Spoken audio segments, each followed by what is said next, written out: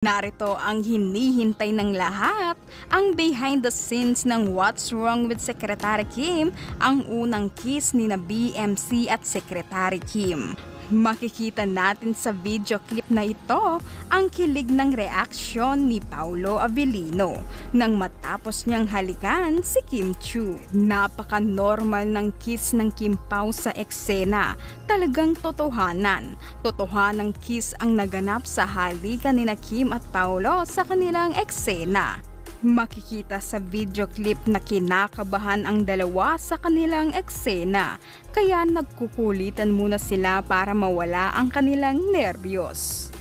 Unang kiss ay napakaganda ng eksena kaya wala nang paulit-ulit na take ito. Sa susunod na anggulo naman ay makikita nga si Kim ay kilig ito sa kiss ni Paolo na natatawa na hindi na maitago at makikita nga si Pao ay may pahawak-hawak pa sa bewang ni Kim Chiu. Napaka-cute talaga ni Pao na parang jowa niya si Kim Chiu. Marami silang halikan na eksena dito dahil lahat ng anggulo ay kinukuhanan sila. Pero sa huling eksena nila ay makikita si Paolo Avellino na kinilig na ito matapos niyang halikan si Kim Chiu. Kitang-kita ang ngiti ni Pao na abot tenga.